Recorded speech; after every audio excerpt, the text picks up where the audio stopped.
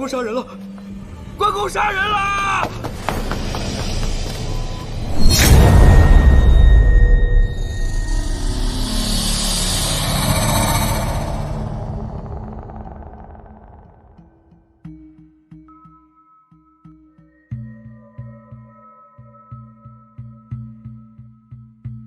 三胖，你怎么看？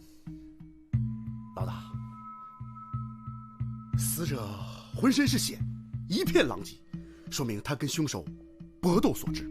依我看，这是入室行窃被发现，凶手狗急跳墙，杀人灭口。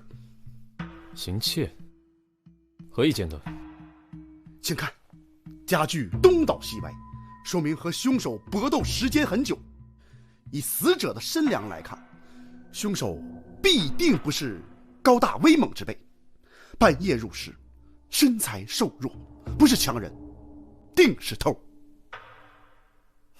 有长进，但是不得其法。另有隐情？哪有什么隐情？少卿是给你留面子，你低头仔细看过了？看什么？当然是脚印了，还能有什么？除了邻居的脚印，还有谁的？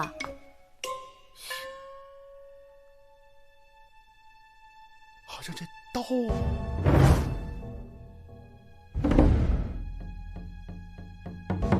关公显灵所为。双燕，勘验一下尸身，查明死因。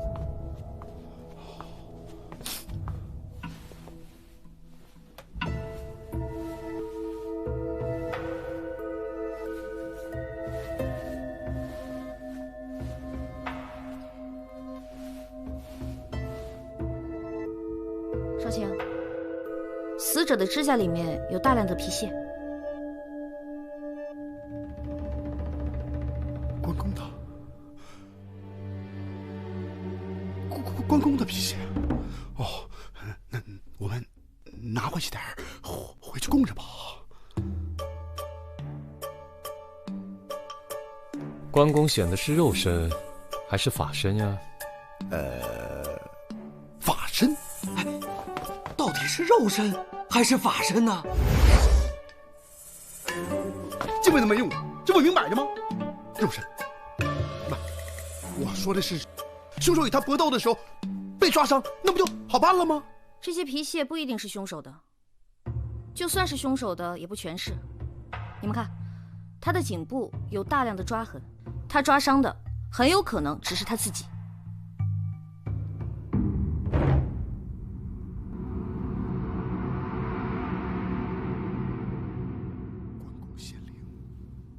一魂夺魄呀，那这案子就破了，破了呀！真的，你想啊，他和凶手搏斗，没有假人，只有你的。关公的刀伤了他。关公显灵了，破了呀！破什么了？怎么就破了？谁破了？黄三炮，我要你有什么用？清场！大理寺办案，闲杂人等一律逐出。大人，他不能走啊！他是他的邻居，是他发现尸体的啊！我说你出去。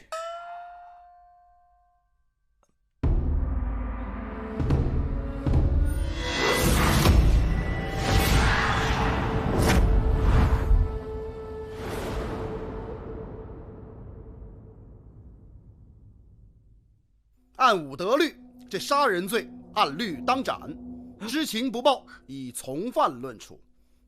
报与不报，你选一个。官人饶命啊！官人饶命啊！小的是怕不说得罪您，说出来吧，会得罪关老爷的。我们老爷可比关老爷不好惹啊！那小的说，昨天夜里小人都已经睡下了，突然听到隔壁苏秀在家里有桌椅被撞倒的声音，小人本以为是他家娘子回来了，俩人又吵架了。小人就想着去看看热闹，不是去劝劝架。他娘子人呢？好像是回他娘家了。他二人经常吵架吗？没错，经常吵架。从什么时候开始的？我记着，打他娘子过门就这样了。不过吵归吵，倒也不记仇。每次吵完以后，两个人又恩爱的不得了。嘿嘿。接着说，你出来的时候都看到了什么？苏秀在家里点着蜡烛，小人就隔着窗户看见苏秀才一个人的身影，在房间里边撞来撞去，撞来撞去，反正就是到处乱撞。这房间里也没有别的人呐。现在想起来，还是这位官人说的对，是被关老爷附体了。你看，你看，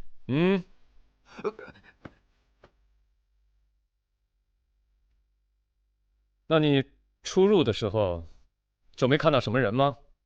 没有，小人进去的时候就看见苏公子已经躺在地上了。哦，还有那把关公的刀，沾着血，这就掉在旁边了。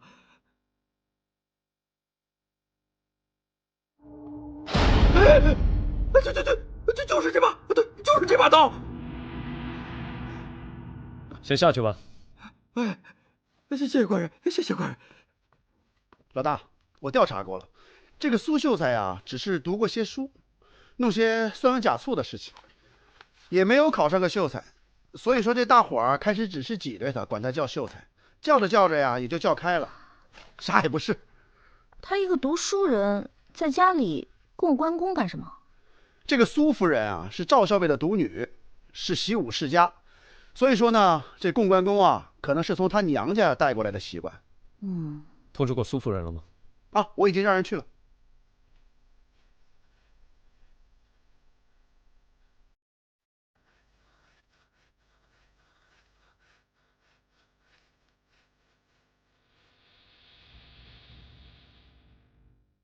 哎，你说说，这最近哪儿来那么多奇怪的案子啊？这以前查案子吧，那好歹还给点辛苦费，现在接案子呢，只见着案子，一个子儿都见不着啊。给钱了呀。所以呢，在我这儿啊。我没了。没了。你要这样想，你呢就是无业游民，之前呢也没有工作，你呀除了吃还要住，所以呢你帮我工作，我给你提供这些非常公平。但是你现在没有工作。可是我从来都没有说过拿那些钱去付这些吃喝。再说不是说好了要两人分账吗？按照你那种分账的方法呀，老娘这店早就被你吃空了。这赔本买卖我不做了，你自己跟他们解释去，就说我不在。四娘，萨摩人呢？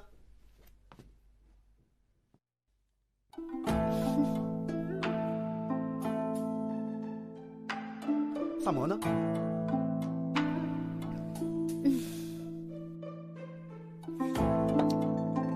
萨摩呢？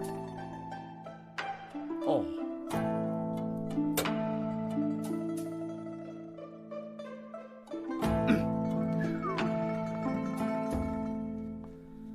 谢谢你的茶。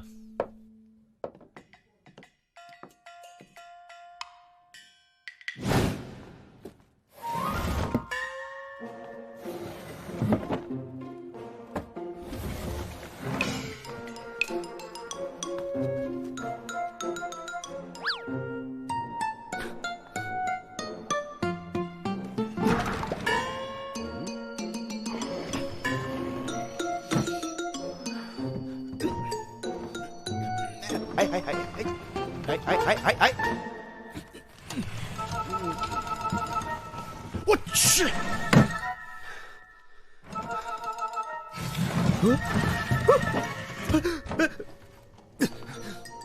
既然人已经找到了，那咱们就出发吧。去哪儿？办案。不是已经办过了吗？苏秋的妻子今天早上回来了，你不想去问问吗？哎呦，肚子突然好疼啊，去不了了。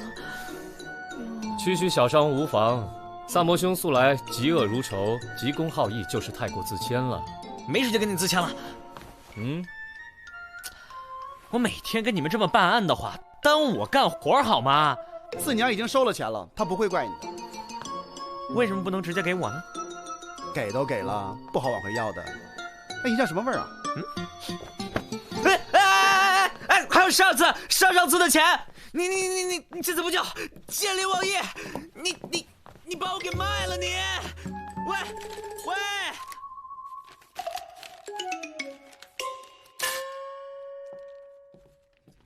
郑威校尉，一个从6品的武散官而已，倒算不得什么武将世家吧？散官也是大唐命官。那赵校尉是个攀援富贵之人，怎么会让自己的女儿嫁了个考不上秀才的穷小子呢？哎，说的一点没错。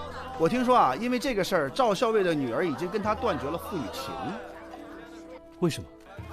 听说这赵校尉啊，妻妾不少，却只生了这么一个女儿，取名思南。因为没有儿子能替他博些军功呢，所以便想嫁女联姻，攀个权贵。因此打小啊，对这女儿特别宠爱，都给惯坏了。嫁女联姻，这也太狠心了吧！就是，只怕你父亲也早有这样的打算吧。我累了，我要喝茶。唉，联姻有什么不好啊？我还想有人给我牵线搭桥，让我连一个公主，从此我就吃穿不愁了。来，子苏。三胖，接着说。哦，对了，后来啊，这个思南姑娘就喜欢上了苏修，非要嫁给他。可是这个赵校尉啊，死活都不让，非让她嫁给那个已经许了婚的人家。结果呢，这个思南姑娘就说她自己有了身孕，所以这个赵校尉啊就特别生气，从此给她赶出了家门，说今生再也不见。那他孩子呢？哎呀，假的，哪有孩子啊？这夫妻俩到现在都没个孩子。那按照邻居的说法，说苏秋娘子不是回娘家去了吗？最惨的就是这个，她不是回娘家了，而是被苏秋给休了。休了？休了？哦。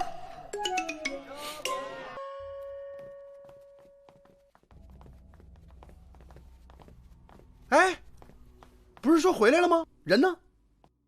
周夫人回来没进屋，直接去后院了。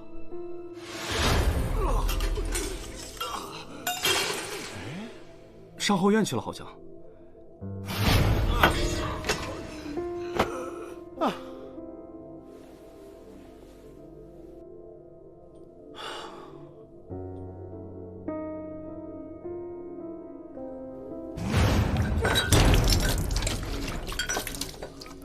这个房间从昨天就一直这样吗？是。那这些杯子从昨天一直就摆在这儿吗？嗯。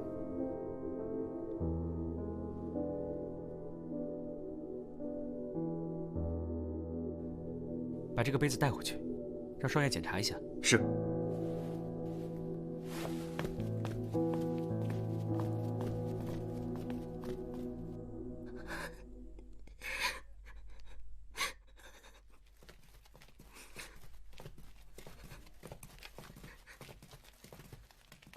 你是苏夫人吗？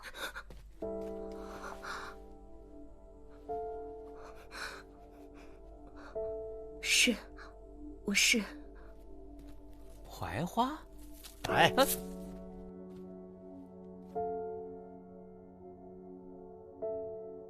我们是大理寺的。你们能不能告诉我，我的相公究竟是遭了什么样的毒手？案发是在昨夜，当时你在哪？你们是在怀疑我？你对外称你是回娘家，可据我所知，你跟娘家早就断绝了关系。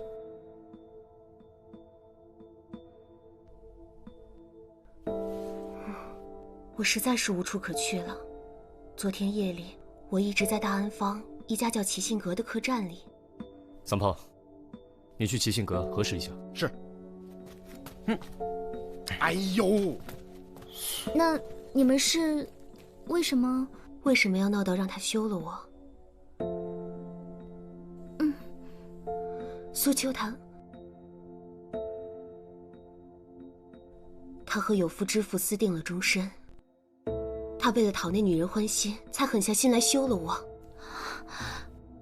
我不像他，我这一生只爱了他一个。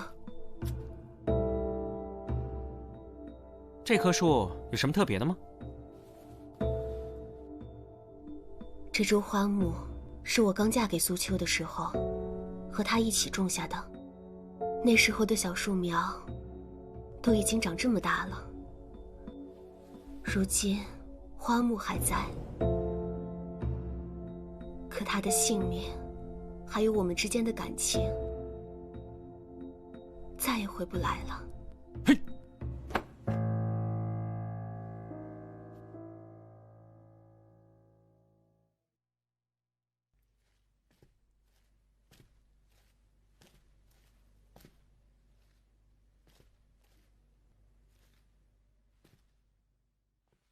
老大，我找齐溪阁掌柜问过了，昨晚赵思南确实住在那儿。一直没出来吗？是，夜里一个人叫了一桌子菜，边哭边喝酒来着，怎么劝都劝不住，还招来一帮图谋不轨的小混混，还是老板亲自帮他出头。那女子的情况，你了解多少？她是个有风韵的女子。你跟她相识吗？是致远书斋的少奶奶。书斋？前段时间家里有些困难，苏秋就拿着她手里的几本古书去书斋卖。因为想卖个好价钱，她就时不常的去书斋，同掌柜的说话。几次下来，两人便相识了。那书斋的掌柜没有察觉吗？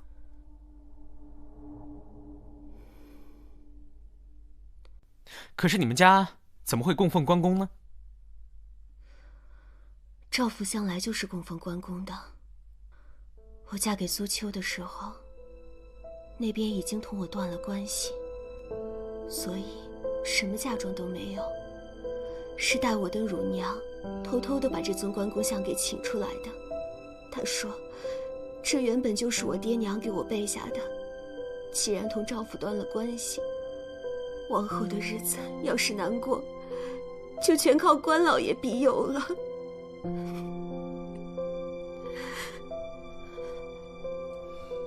这么说，真是关公开了眼，帮你杀了负心人？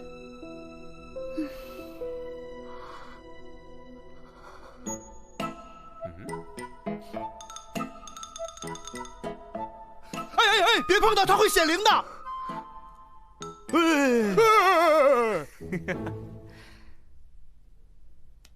你们也都听到了哦，这回真是关老爷出马哦。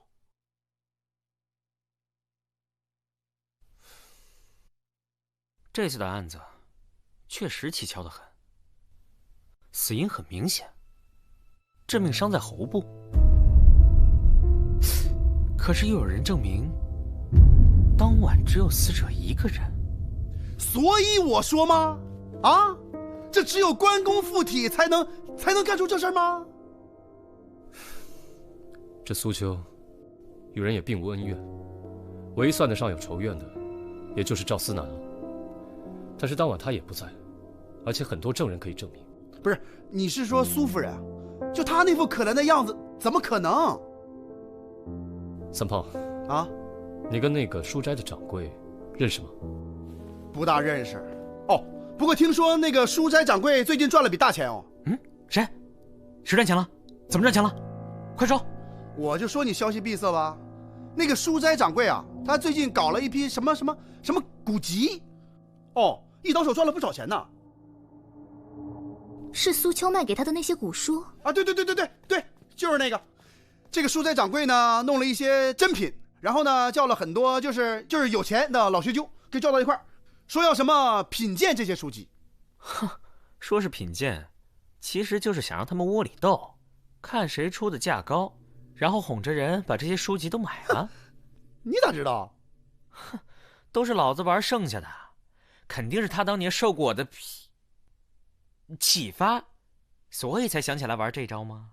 反正呢，不管怎么说，我听说他一有钱就带他老婆到处玩，反正到哪儿呢，他出手都是最阔绰的一个。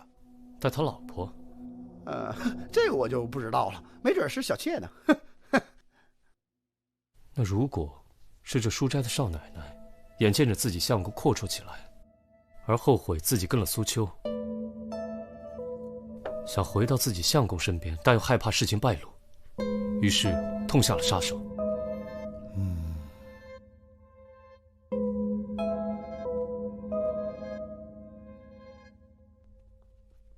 请。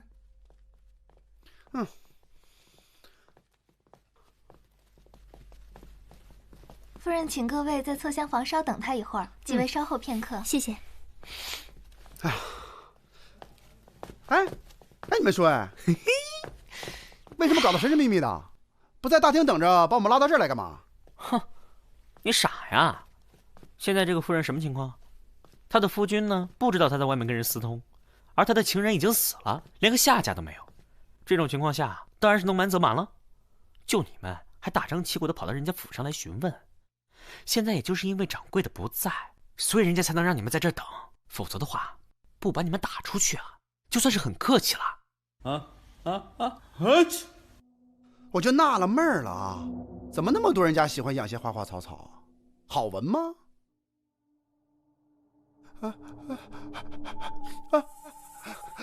去！你打我干嘛？有蚊子叮你，我把你打死了，你不谢谢我？你打的比蚊子咬的疼多了。嘿！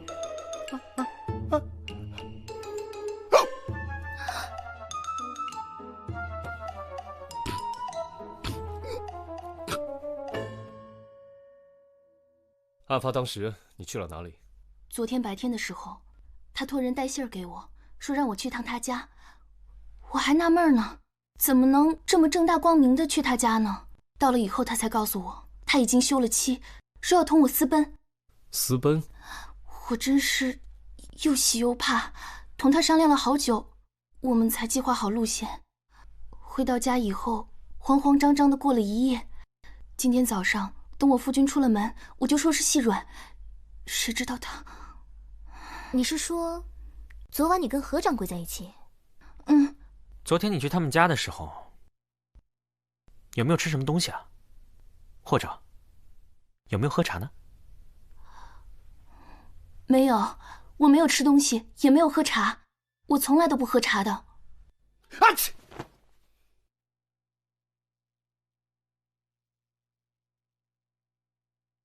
验毒？验什么毒？这死因不是很明显吗？刀伤灌喉。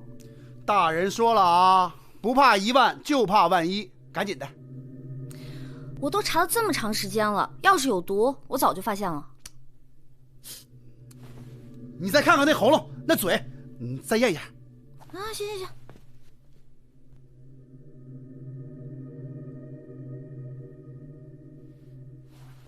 看到没有？没毒。不是啊？哦，对，来，你再验验这个。我说你有完没完？什么叫有完没完呢？这老大说了啊，工作要认真。你哪那么多废话？快！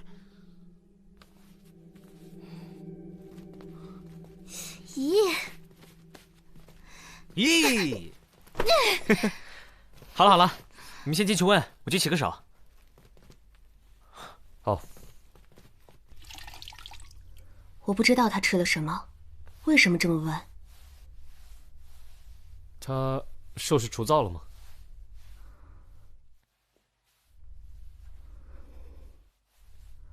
我没留意，可能是在外头吃的。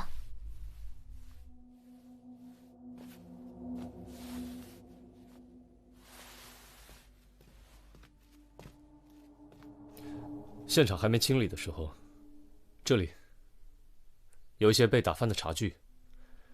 苏秋，她平常有喝茶的习惯吗？他唯一的爱好就是品茶。那他可有固定的品茶时间？一早一晚。那他平时爱喝什么茶？这个我不太懂，要不然我去把茶叶给你们拿过来吧。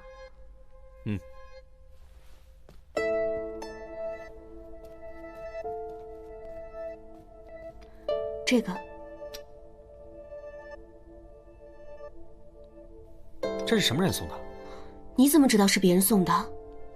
茶叶都包成了小包，每一包是1壶的量，只有茶庄里最名贵的茶才会这么包装。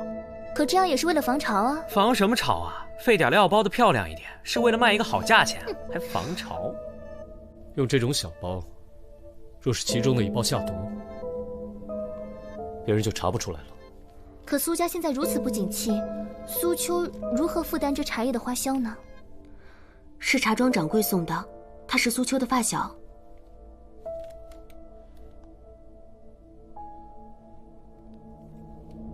怎么了？这茶有毒？不是什么好茶，品质很差。这茶叶是我送给苏秋的，还不是拿去卖的啊，可算不上制假售假。这么说，你们关系不好？当年我们本是要一起参加科举，有天他突然说他丢了钱，非说是他身边的人偷的，先生就报了官。你是说钱不是你拿的？我缺他那点钱嘛，原本打算跟他断了联络，可后来想了一想，我现在日子过得还算不错，反倒是他，既没考上功名，身体又不见好。这5年呢，虽然娶了妻子，可过得还是不大顺。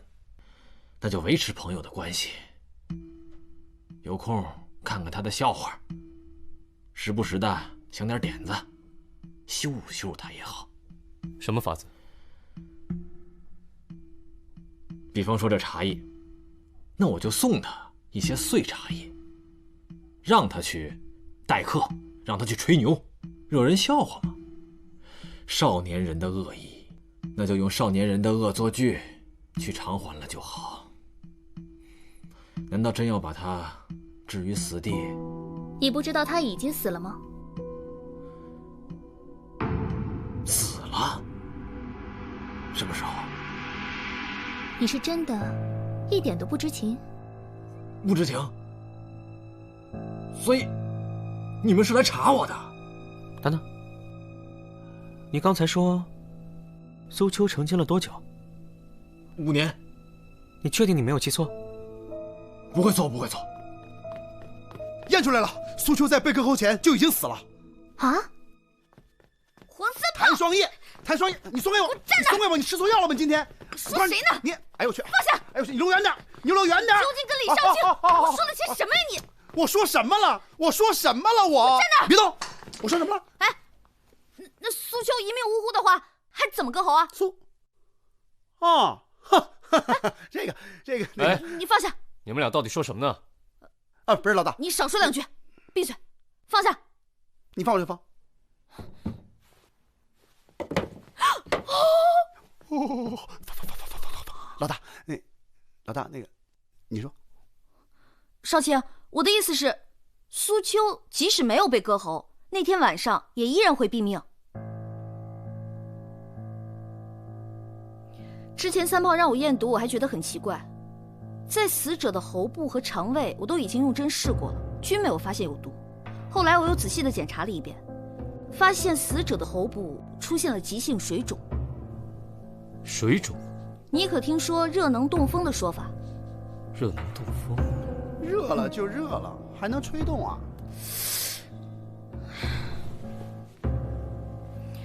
我推测苏秋是个热性体质，若不慎碰到了什么不该碰的东西，便会邪热侵袭。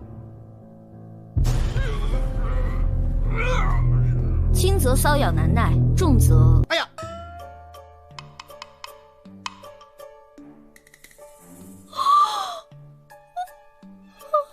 老大，你是叫我去办案的吧？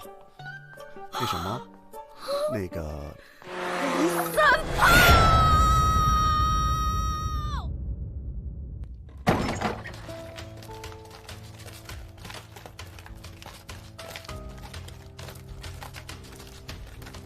待会儿咱们早点回来啊。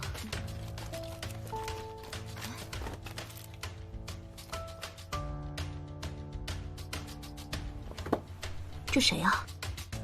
这位是李少卿，这个是我的邻居，就是她丈夫发现苏秋的。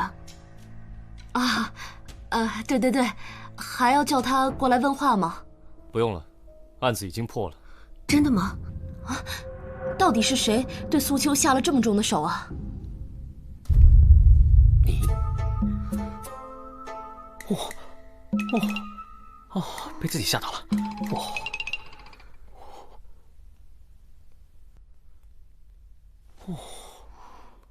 你们一定是弄错了。那天夜里，我一直都待在七星阁里，根本就不需要你在场，因为这就是一场定时杀人案。定时杀人？我想请问一下，你跟苏秋成亲多久了？5年。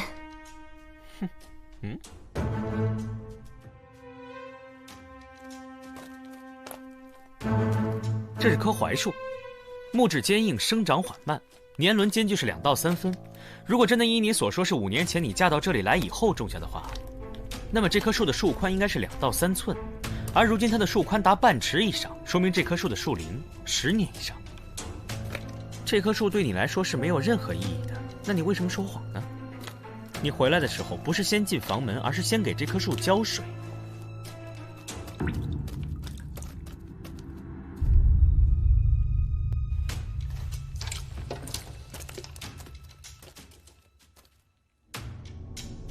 是何原因呢？你并没有你表现出来的那么难过吧？否则你怎么还会有心情给无关痛痒的花木浇水？所以你在这件事上说了谎，来掩盖自己的异常行为。可是这件事情呢，你又不得不做，所以我就推测，你一定是想毁灭关键性证据。水里有毒！这不可能啊！那我们喝的水也是从那井里打上来的，要是那水里真的有毒的话，我们早就死了呀。这水里面确实没有毒，可是即便是同样一盆花，有的人会闻到花香，有的人却会因为花粉不服而狂打喷嚏。阿嚏！苏秋对花生不服的事情，我想除了苏夫人，没有人会更了解了吧？那么在案发当日踏上的茶具里，怎么会出现细小的花生碎屑呢？这不就是一个很普通的杯子吗？有什么好验的？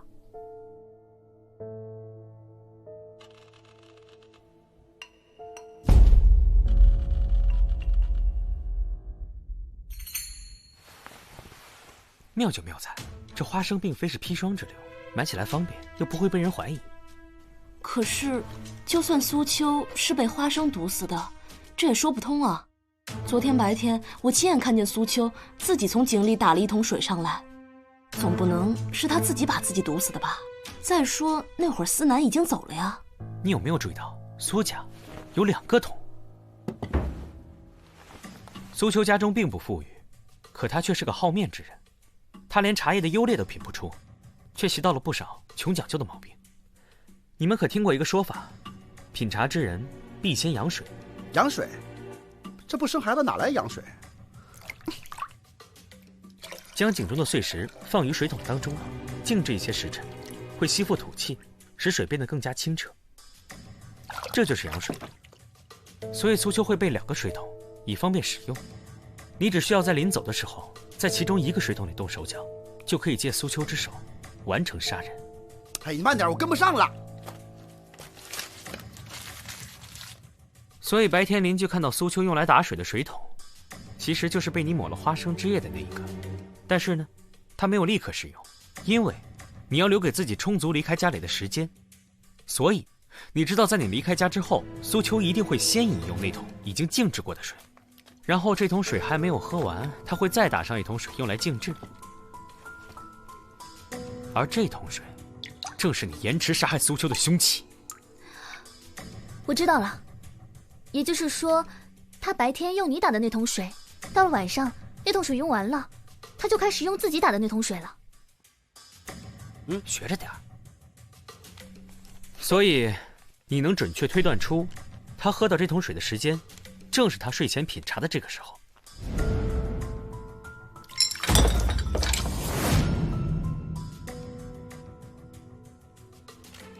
那关公那把刀是怎么回事？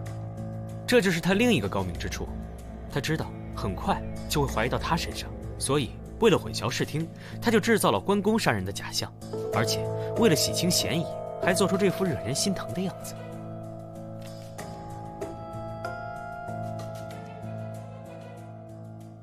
可是他那天晚上不在现场啊。我观察过那尊关公像，普通的关公像呢，刀和象身是连在一起，不能分开，而那尊关公像，刀却是活动的，显然是有人故意而为之。不对，那他怎么知道苏秋肯定要用那把刀呢？其实更简单了，他只需要在离开的时候谎称关公像有损，把刀取下来放在供台上，然后再将家中所有的尖锐物品都收起来。你们可以去厨房看看，厨房里一把刀都没有，显然是被人收起来了。这就解释了为什么苏秋没有在家里做饭，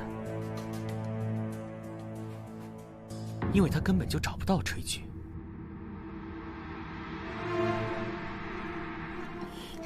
哎，你倒是说话呀！没错，你说的一字都不差，我就是这样把他给杀了。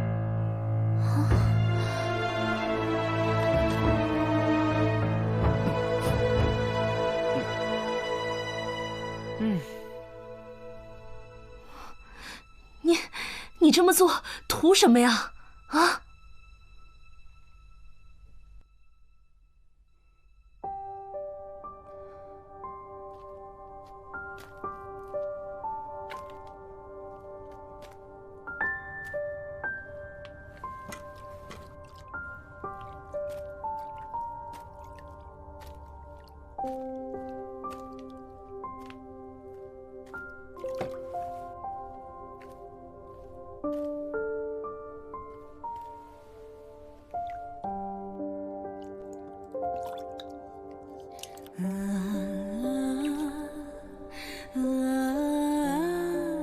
当初我放弃了一切嫁过来，却发现我所倾慕的他的才气全都是抄来的。他若对我好也就罢了，可他偏偏还是个滥情之人。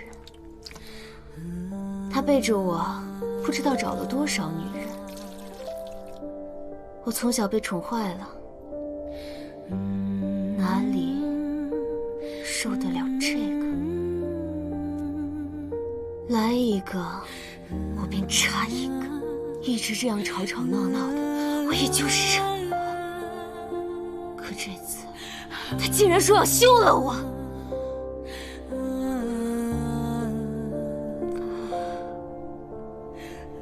我都家里闹成那样，他休了我，让我上哪儿去呢？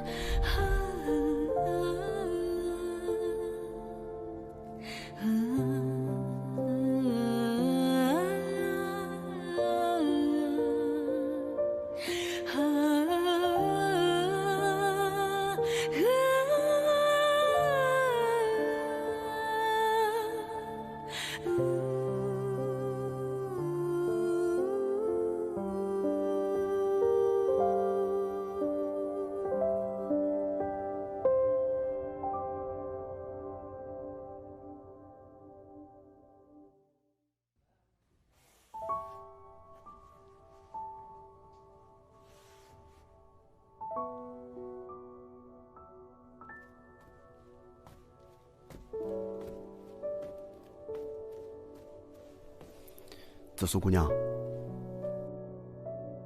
怎么了？这一晚上都没说几句话，谁欺负你了？没事儿，我就是有点累。我想，你爹不会让你嫁给那种人的。我要嫁的只可能是那几个贵胄子弟，个个飞扬跋扈、奢骄淫逸，哪有几个好的？有好的吧？少！我这要是嫁错了人，被欺负，我总不能谋杀亲夫吧？如果真遇到这种事儿啊，我帮你杀，欺负你的一个不剩，来一个我杀一个，来一个我杀一个，我杀，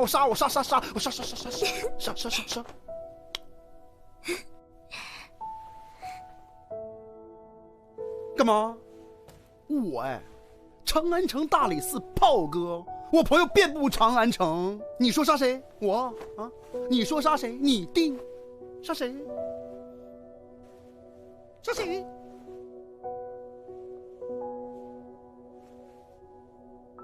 啥谁？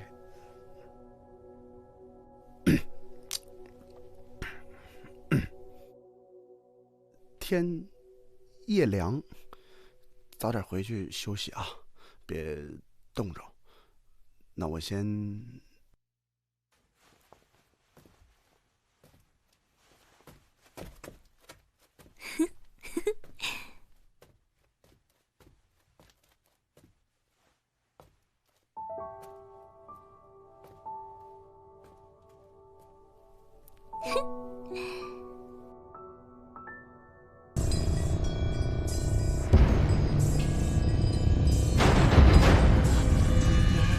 水，我要喝水，好渴，拿水来。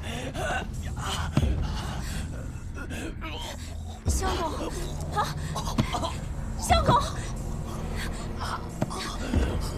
你怎么了，相公？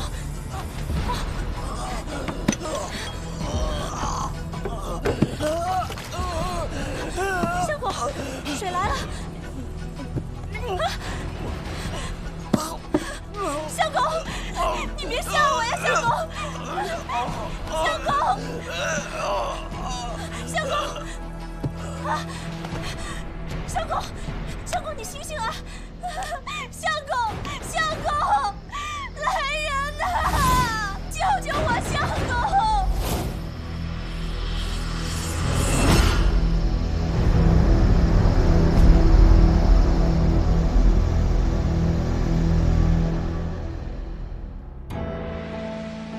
退朝！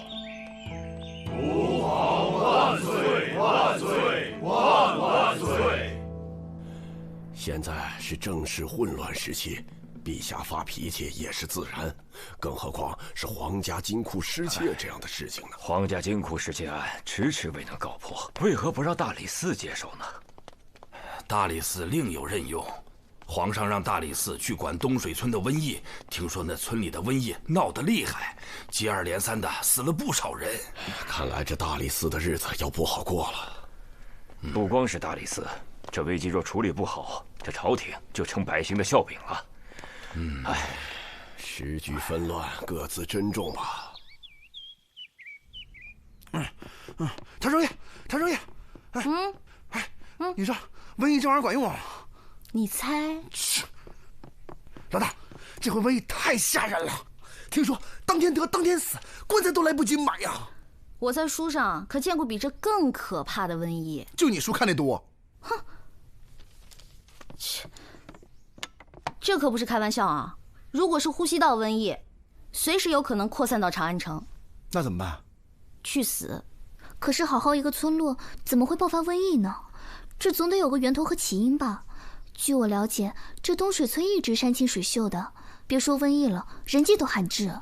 哎，听说啊，那些尸体特别的有造型感，面部抽搐，四肢扭曲，光想想就觉得特别带劲儿。双眼这也太恶心了吧！就是，你懂啥呀？如果是瘟疫，我们得抓紧找到源头。长安近郊天子脚下，万一扩散就完了。我们明日一起去一趟，你能行吗？当然能行，这样耽误下去会出更多人命的。紫苏妹妹，你可别被吓哭了。我哪次哭了？我就只不过就是对那个东西。哪个呀？就那个呀。哪个呀？反正就是那个东西。你怎么说话呢你啊？怎么了？你以为谁都像你啊？女子汉子，分不清也。慌，怂胖。我哪怂了？我哪件事怂了？你就怂了。我哪件事怂了？怂。我哪件事怂了？够了。老大，我上天入地无所不能，乃居家旅行之必备神器，带着我。这疫病可不是儿戏，还是谨慎些为好。双叶，避瘟病伞可都备好了？当然。对了，我觉得还需要一个人。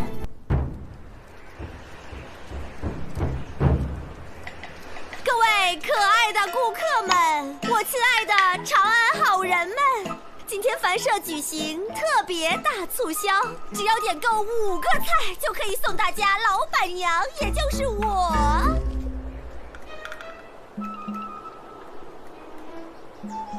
为大家跳西域舞一段。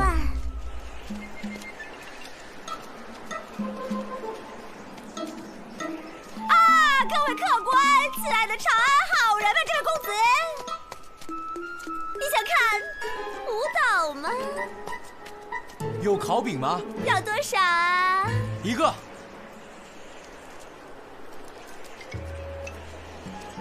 公子啊，我看你长得像个饼。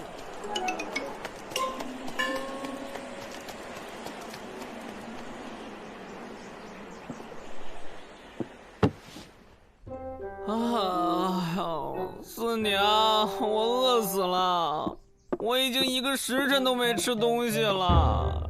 你没吃东西，老娘还没生意做呢。这都多久没开张了？可是我劳动啊，我用我鲜嫩的肉体来换吃喝，怎么了？我不也1天没吃吗？1天没吃饿不死。可是我比你年轻啊。怎么了？但是你看着老啊！三伯，三伯，可怕死你了！三伯，有案子，东水村的事你知道吗？已经连续死亡4个人了，快跟我走！我听过，就是这个村子的瘟疫害得我没生意做。对，就是这个，赶紧走！不行，瘟疫期间，萨摩的费用另算。行行行，你说的。好好。多少？40万。20万。30。哦，好啦，李少卿，我现在算。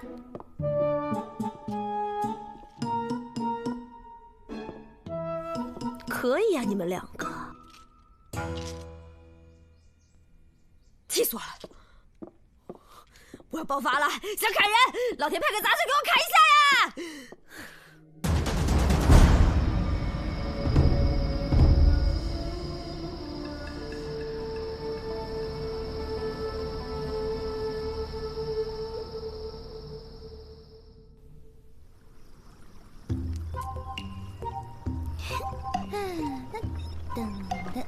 我给你猜个谜啊。不猜，我给你猜一个吧。蹦蹦蹦。切。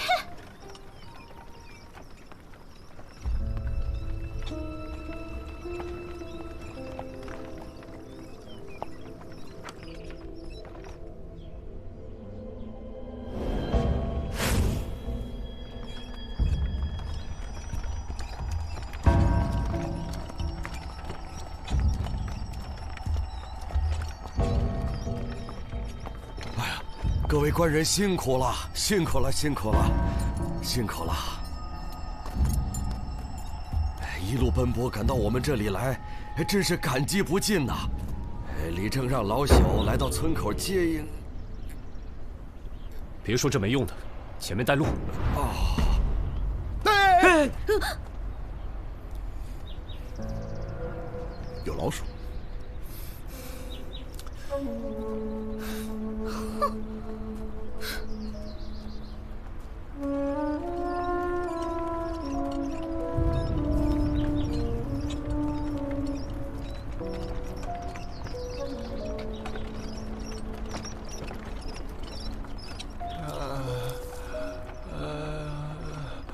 尝一口吧。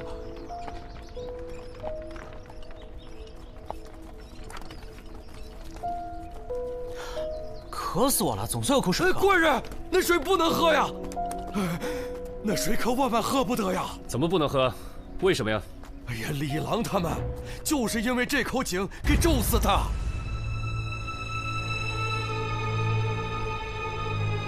老人家，你别着急，到底怎么回事啊？前些日子，我们把这口井修缮了一番。哎呀，那几个负责的，包括李郎，全都死了啊！我们觉得呀，可能是因为动了这口井，惹恼了井中的龙王啊！各位大官人，大官人，各位大官人，久等了，久等了。我是东水村李正，你们也看到了，最近村子里死了好多人，出了这么多事儿，我实在是公务繁忙，还请各位见谅啊！各位赶了这么久的路，一定饿了吧？我准备了些酒水餐食，请各位移步。不用了，双叶，你跟紫苏先去死者家里查看。好。李正，带我们去村里看一下。好，有请。请。哎，什么不用了？我要吃饭，我要喝水。我要吃饭，我要喝水，上一口吧。这东水村一直都这么萧条吗？原来并不如此，真的是土地平旷，屋舍俨然，有良田美食桑竹之属，家家户户其乐融融。可好景不长，没想到我上任不过3年，就变成这个样子，都怪我治村无能啊！所谓大宽公命运，大慈悲公命运，大智慧公命运，大般若公命运，大和美公命运，大吉祥公命运，大福德公命运，大功德公命运。这位啊是男主嫂，村里人都叫她神婆。有说种种微妙之音，所谓参婆罗蜜因是波罗蜜因禅地波罗蜜因地地波罗蜜因禅波罗蜜。她母亲生下她后就暴毙而亡，当月全村开始大旱，父亲离家出走，不知所踪。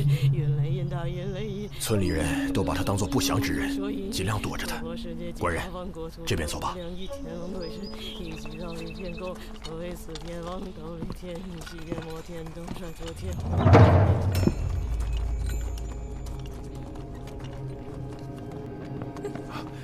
官人来了，里面请。这位是我们这儿的仵作。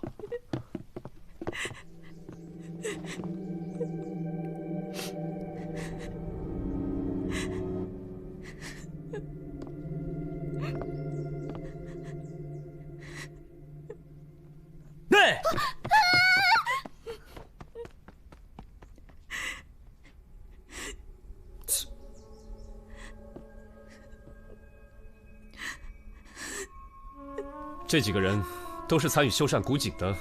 是，我们村就只有这一口古井，年久失修。我让他们几个趁农闲时候修缮一番，谁曾想，他们回来以后，仿佛恶灵附体，每个人都暴毙家中。双叶，你有什么发现？没有外伤，内脏基本完好，死因不明。我们刚进村的时候发现老鼠，会不会是鼠疫酿祸？不会，若是鼠疫，皮肤黑紫可怖，断不会像现在这样。尸体可有中毒迹象？我用数种试剂测过，嘴角呕吐物和下身遗屎均未发现毒素。这样。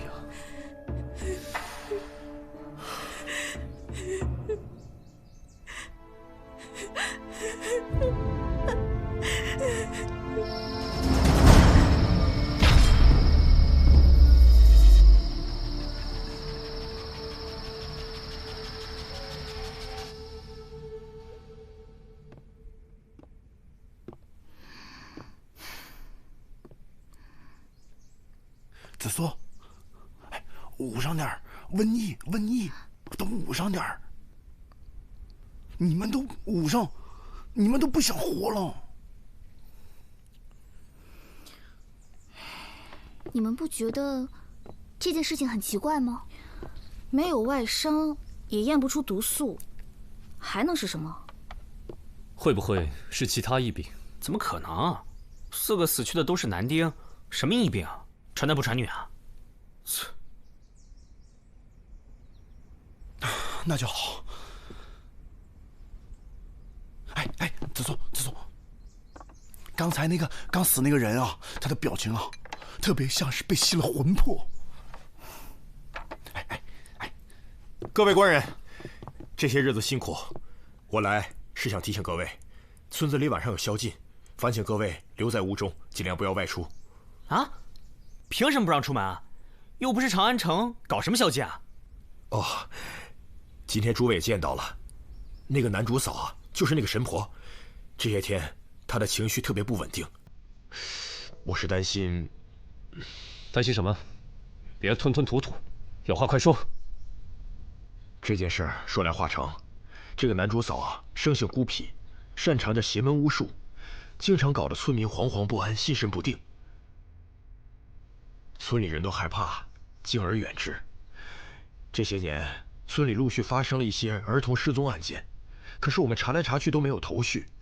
我们怀疑，失踪的儿童可能与这个男主嫂他的巫术有关。他可能为了祭天，把这些儿童作为了祭品。哦，还有，这个男主嫂啊，特别讨厌生人。我主要是考虑到诸位的生命安全。你放心，我们哪儿也不去。忍。他不会变法术吃了我们吧？诸位放心，我一定尽力的维护好诸位的周全。不用，我们可以保护自己。啊，那就好。那各位官人，我先回去了，在下告辞。带上。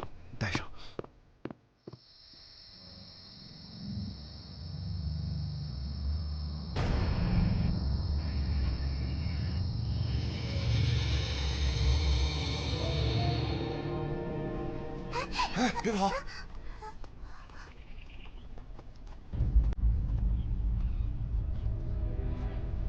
这又死人了，这么想都惨。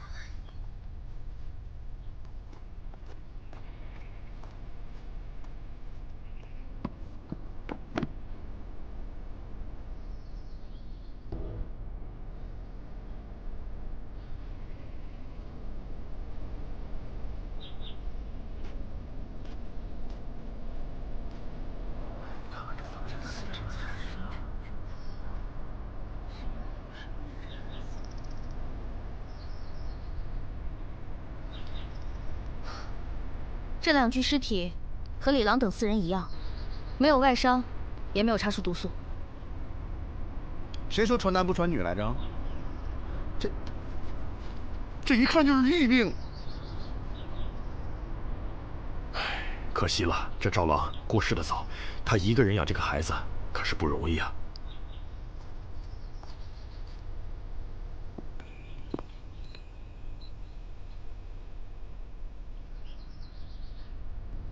赵安之，女，23岁；赵莹莹，女，5岁。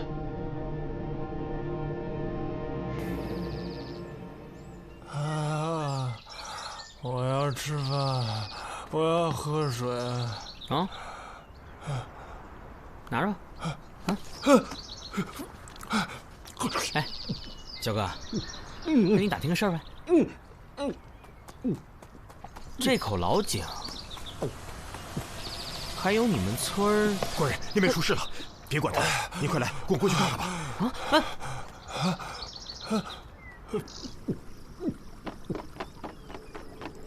这个老巫婆，当场就不该留下我们害人！血一碗怪，烧死他！烧死他！住手！这怎么了？你们为何擅自抓人？李正下令搜查传染源，我在他家里发现了这些下蛊毒的符文，这说明疫病全都是这个老婆子惹的祸。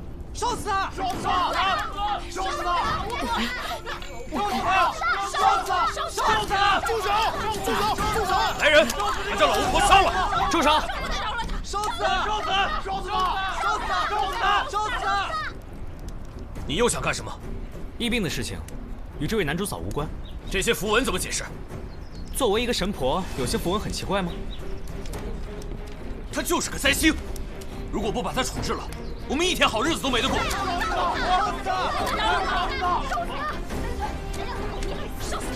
你们这群人呐，真是可笑。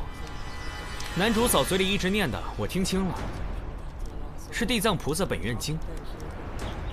小哥，让一下。男主嫂，他不是在下咒，而是在给大家祈福。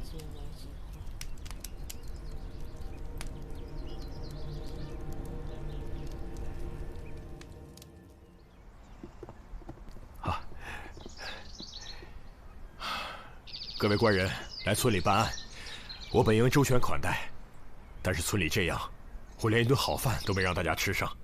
你也不必客气，我们来也是公事公办。诸位，我先干为敬。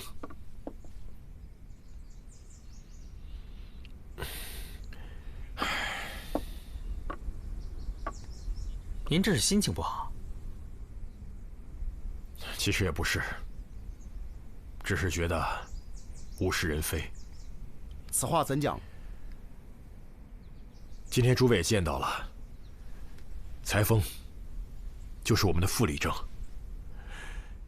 身为村官，却煽动村民迫害无辜的老人，让我下不来台，让诸位见笑了。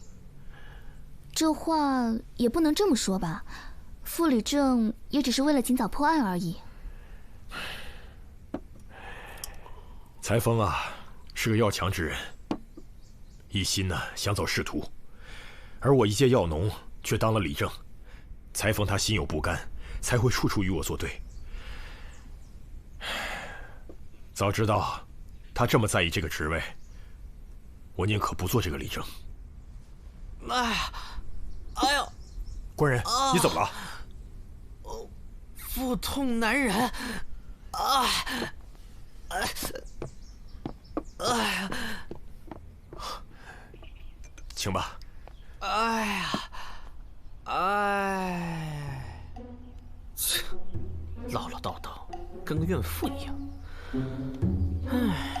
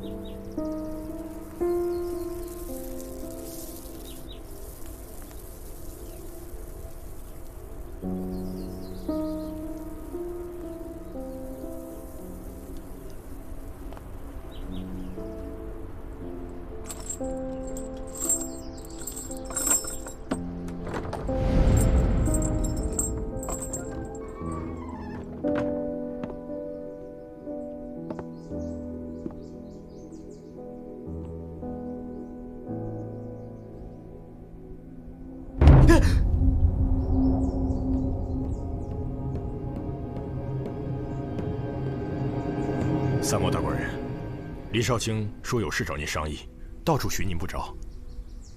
哎，我腹痛难忍，腹痛难忍。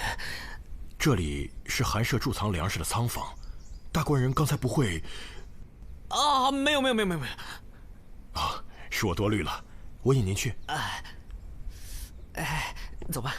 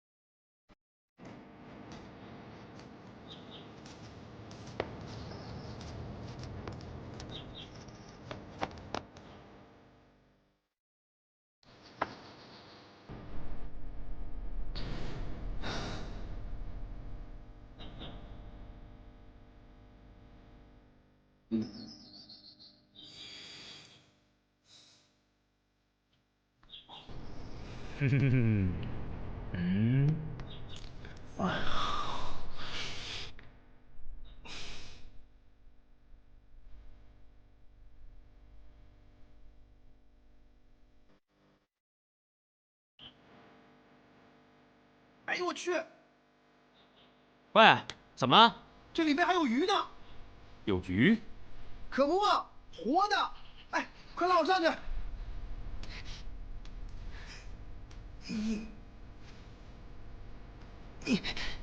专业，专业，来，专业。啊，对了，老大，里面什么都没有，少爷，快验鱼！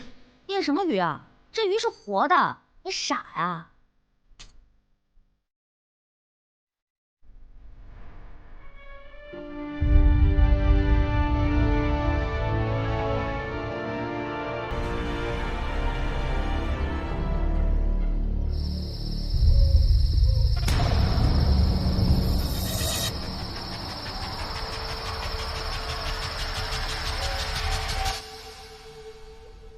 大家都闻到了，古井今日传出阵阵恶臭，这疫病的源头啊，必是这口古井，一定是之前休憩，触怒了龙王啊！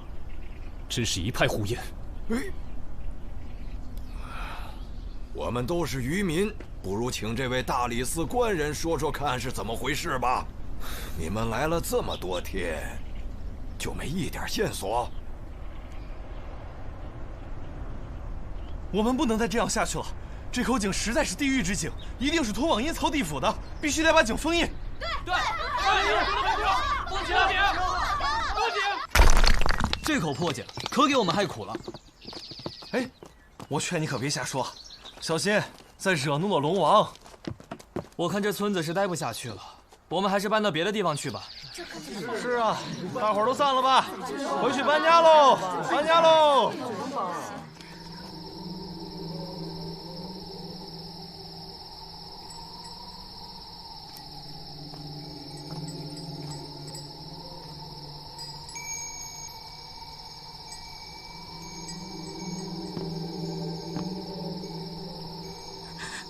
淑珍，你还好吧？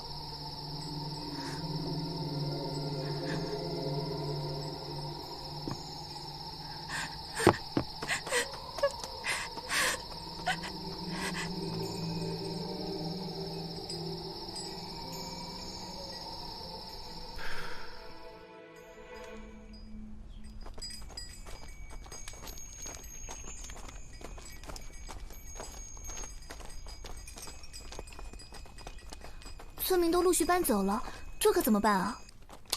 我就觉得这是龙王大怒吗？这帮村民平时肯定没干什么好事儿。哎，你怎么还玩那个鱼呢？事情已经真相大白了。老大，我们是不是该回去了？哪有什么神鬼之说，简直胡闹！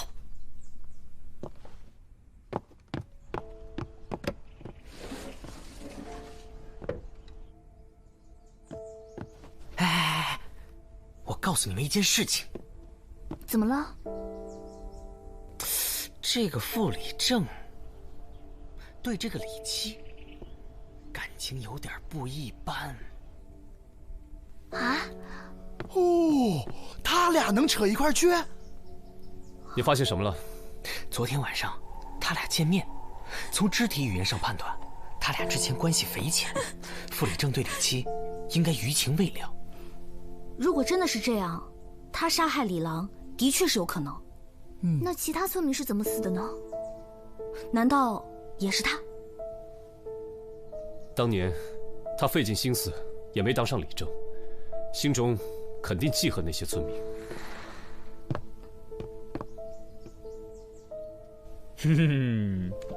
今天把大伙召集起来，是有件事情我要告诉大家。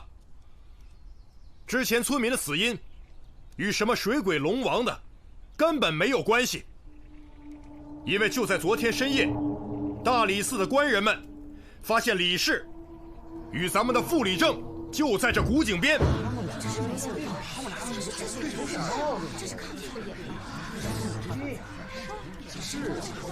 我万万没想到你居然干出这种事情。当年你和李郎都喜欢上李氏，我们都知道，可她毕竟已经嫁人了，你就应该放下。同年选举李正，乡亲们不认可你，让你落选。没想到你怀恨在心，想先杀死李郎，再往井里下毒，想害死全村百姓。你好毒啊！来人，把傅礼正给我抓了！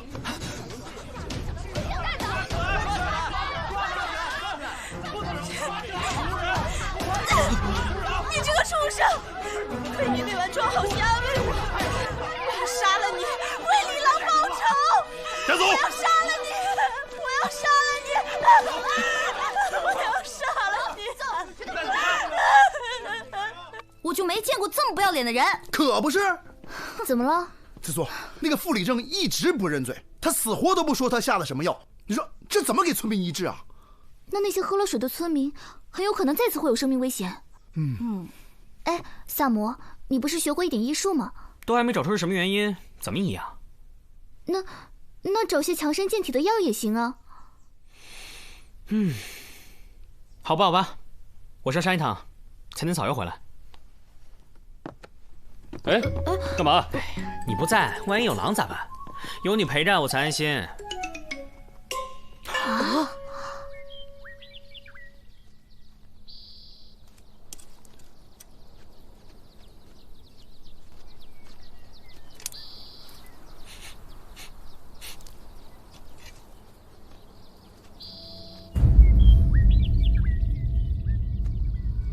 怎么了？发现草药了？那个李正以前是个药农。对啊，他自己说的。我不过一介药农，却被村民们选举为理政。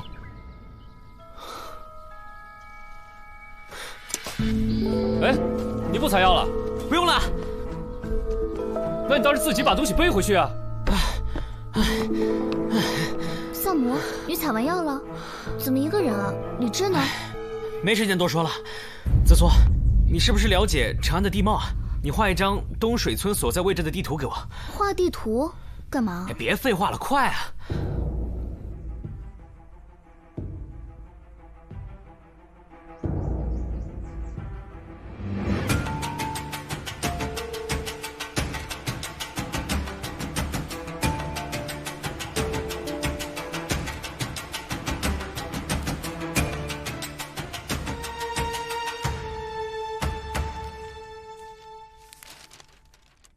是这个吗？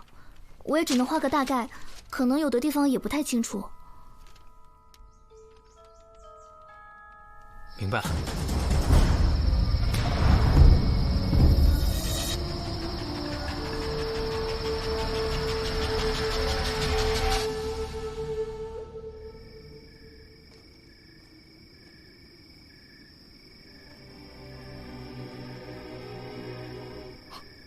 什么人？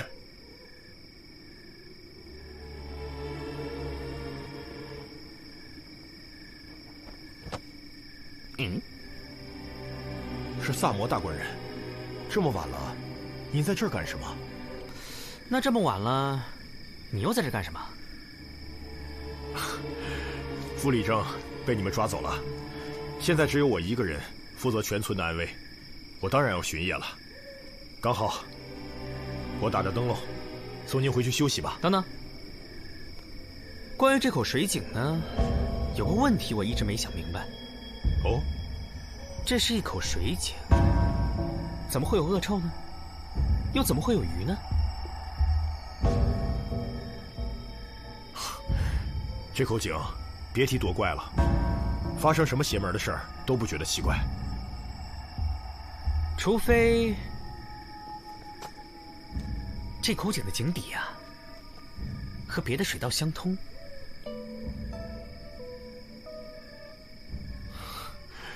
萨摩大官人，这天色真的很晚了，我看您就别在这胡思乱想了，还是让我送您回屋休息吧。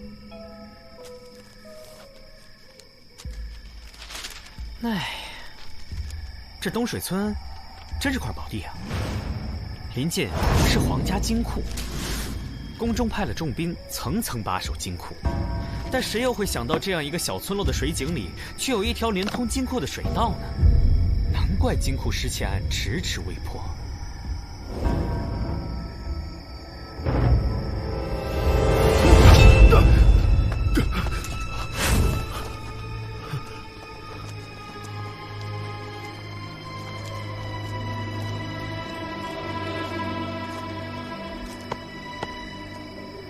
如果我没猜错的话，最初死的4人，正是帮助你挖通地道的吧？什么？你说李郎他？没错。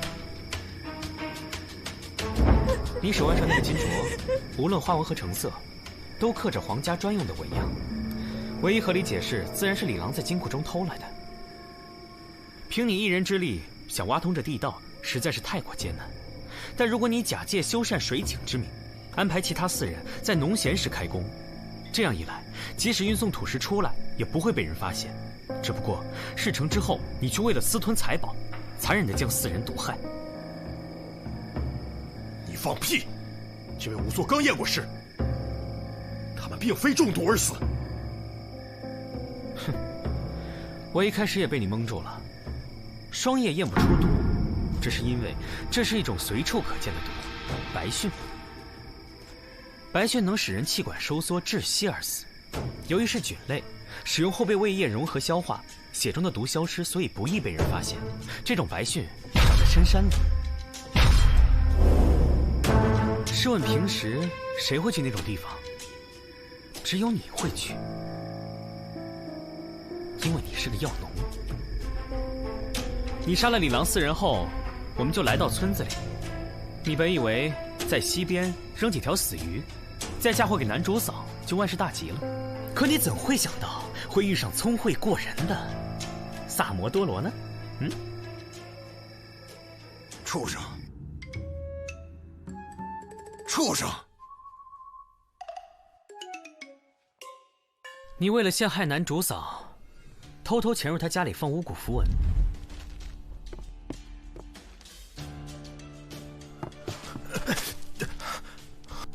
久等了，久等了！我是东水村李正。不料肩头沾上了男主嫂家用作巫毒人偶的稻草。你为了转移我们的调查方向，又将莹莹母女毒死，也太狠了吧！你作为一个李正，以保护村民为由，在村子里巡夜，便有了杀害母女最佳的作案时间。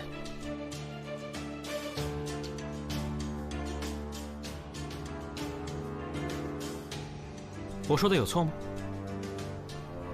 哦，对了，我还去查看了你家的仓房。仓房原本应该用来存储粮食的，可为何粮食却被你随意堆在仓房门口？显然这里曾经存放的东西比粮食贵重得多，那就是你在金库中偷盗的金银，再加上仓房地板上有新近搬运重物的划痕，应该是你听说大理寺要来人，所以马上匆忙转移了财宝。可怜那个乞儿，恰巧看到你转移财宝，也被你用毒鱼所杀。你为了让人远离水井，故意把井水弄得恶臭，所以财宝应该藏在井中吧？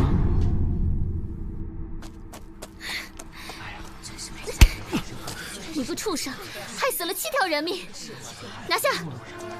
居然都是李正干的！他真是禽兽不如，天理不容啊！这是个狗不如的东西。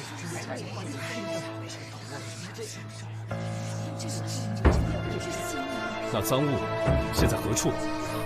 正如萨摩所言，已沉入井中。我来了！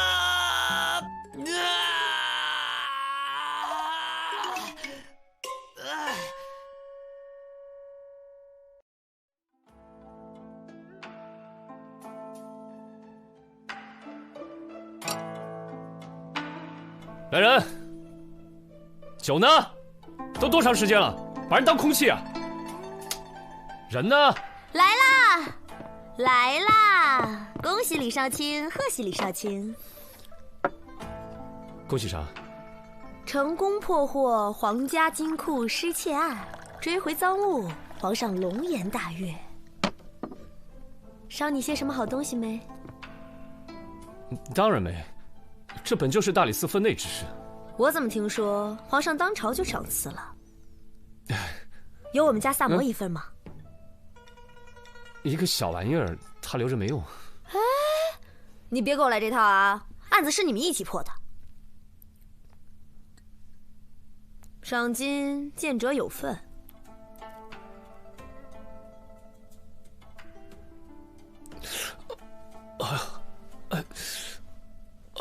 头晕。哎，你少装蒜。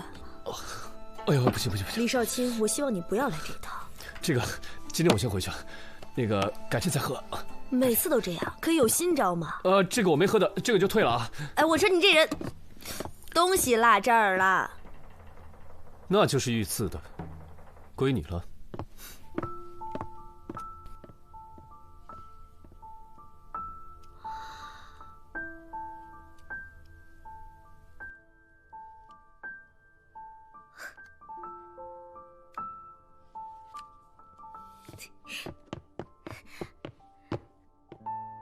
李少卿，谢啦。